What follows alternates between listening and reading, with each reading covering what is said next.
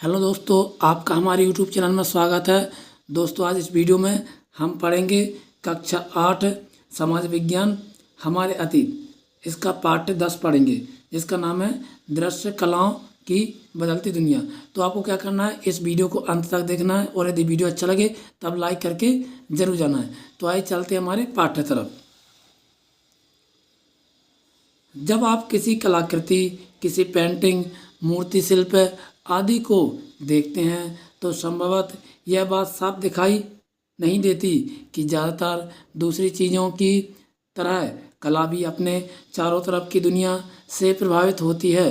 और संभवतः आपको ये भी नहीं लगेगा कि आप जो देखते हैं वही आपके विचारों को भी प्रभावित करता है।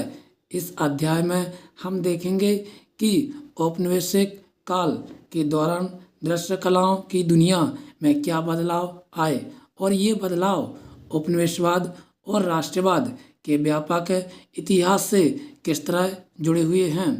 औपनिवेशिक शासन में कई तरह के नए कला रूपों, शैलियों, सामग्री और तकनीकों का सूत्रपात हुआ।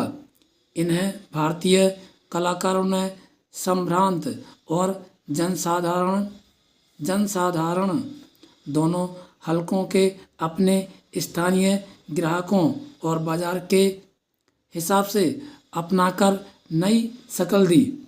आप पाएंगे कि जिन दृश्य कलाओं को आप आज सहज स्वाभाविक मान लेते हैं, उनमें से बहुत सारी कलाओं का जन्म उसी काल में हुआ था जिसका हम इस अध्याय में अध्ययन करने वाले हैं। उदाहरण के लिए बुर्जियों, मीनारों और महराबों वाली भव्य सार्वजनिक इमारतें, कोई मनोहारी भूदृश्य, किसी तस्वीर में यथार्थपरक मानव छवि या किसी देवी देवता की तस्वीर मशीनों द्वारा असंख्य मात्रा में छापी गई तस्वीरें आदि इसी तरह के उदाहरण हैं।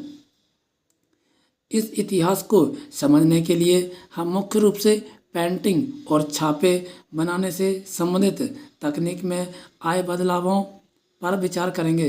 जैसे कि पहली हमारी हेडिंग हो जाएगी साम्राज्यवादी युग की कलाओं के नए रूप।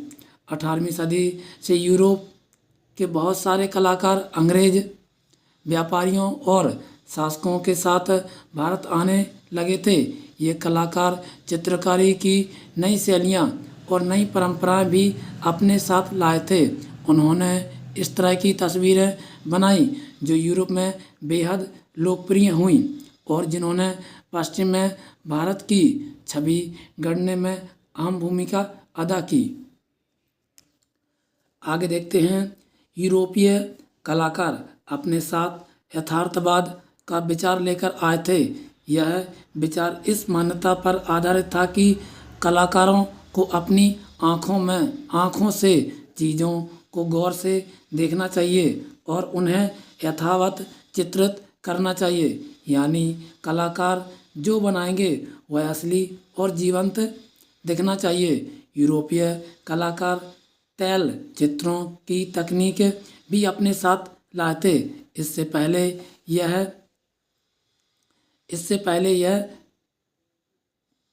पहले तक कलाकार तेल चित्रों की तकनीकी भी अपने साथ लेकर आए थे। इससे पहले तक भारतीय कलाकार इस तकनीक से बहुत परिचित नहीं थे।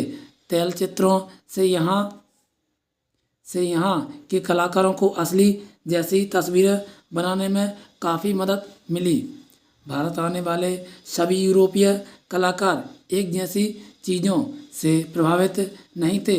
उन्होंने जिन विषयों पर तस्वीरें बनाई वे भी अलग अलग थीं, परंतु प्राय इन तस्वीरों में ब्रिटेन, उसकी संस्कृति, उसके लोगों की श्रेष्ठता पर जोर दिखाई देता था। आइए साम्राज्यवादी कला के कुछ मुख्य रुझानों को देखें। जैसे कि मनोहारी दृश्यों की चाह।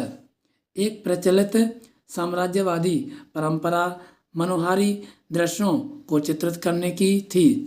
यहाँ मनोहारी का क्या अर्थ है? दरअसल इस तरह की चित्रशैली में भारत को एक ऐसे अनूठे भूप्रदेश के रूप में चित्रित किया जाता था जिसकी ब्रिटिश कलाकार सैलानियों को पड़ताल करनी थी। इसका भूदृश्य उबड़ खाबड़ तथा जंगली और मानवीय हाथों से अनछुआ दिखता था। टॉमस डैनियल और उनके भतीजे विलियम डैनियल इस परंपरा के सबसे प्रसिद्ध चित्रकार रहे हैं। वे 1785 में भारत आए और कलकत्ता से उत्तरी और दक्षिणी भारत की यात्रा करते हुए 7 साल तक यहाँ रहे। उन्होंने भारत में ब्रिटेन के नवविजित प्रदेशों करते हुए 7 साल तक यहाँ रहे। नवविजित प्रदेशों की कुछ बेहद आकर्षक तस्वीरें बनाई कि कैनवस पर बने उनके विशाल तैलचित्रों को ब्रिटेन में चुनिंदा लोगों की बीच प्रदर्शित किया जाता था। दोस्तों थोड़ा बीच में कॉल आ गया था, इस वजह से मुझे थोड़ा रुकना पड़ा था। अब आगे चलते हम। प्रदर्शित किया जाता था उनके उत्कीर्ण चित्रों की एल्बम ब्रिटेन के लोग बड़े चाव से खरीदते थे क्योंकि वे ब्रिटिश साम्राज्य के बारे में जानना चाहते थे। चित्र 2 डैनियल बंधुओं द्वारा बनाए गए नियनी भी राम चित्रों का एक बढ़िया उदाहरण है। इनमें एक जमाने की भव्य इमारतों के खंडहर दिखाई दे रहे हैं। ये इमारतें अतीत के वैभव की याद दिलाती हैं। ये एक ऐसी प्राचीन सभ्यता के अवशेष हैं जो अब नष्ट हो चुकी हैं। चित्र को देखकर ऐसा लगता है मानो यह पतनशील सभ्यता केवल ब्रिटिश शासन के जरिए ही परिवर्तन और आधुनिकता की राह पर बढ़ सकती है। आगे देखते हैं। ब्रिटिश शासन के तहत भारत में आधुनिक सभ्यता की स्थापना का यह विचार डैनियल बंधुओं द्वारा बनाई गई 18वीं सदी के आखिरी दिनों के कलकत्ता की असंख्य तस्वीरों में बड़े शक्तिशाली ढंग से सामने आता है।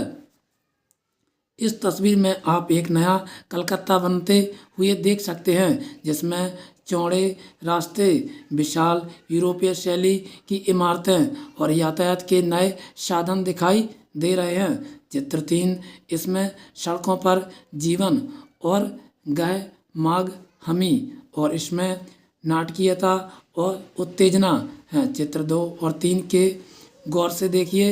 इनमें आप देख सकते हैं कि डैनियल बंधुओं ने परंपरागत भारत और ब्रिटिश शासन के अंतर्गत जीवन के बीच कितना भारी फर्क दिखाया है। चित्र 2 में भारत के परंपरागत जीवन को पूर्व आधुनिक, परिवर्तनहीन और गतिहीन दिखाया गया है। उसमें फकीर गाय और नदी में चलती नौकाएं दिख रही हैं। इसके विपरीत चित्र 3 में ब्रिटिश शासन के तहत आधुनिकीकरण की छवि दिखाई देती है। इसमें तेजी से होने वाले बदलावों पर जोर है। तो दोस्तों आज के वीडियो में इतना ही। आपको ये वीडियो कैसा लगा आपको जरूर कमेंट बॉक्स में बताना है और यदि अच्छा लगा तो लाइक करके जरूर जाए और जो भी इस चैनल पर न्यू है सब्सक्राइब जरूर करना है। तब तक के लिए थैंक यू दोस्तों।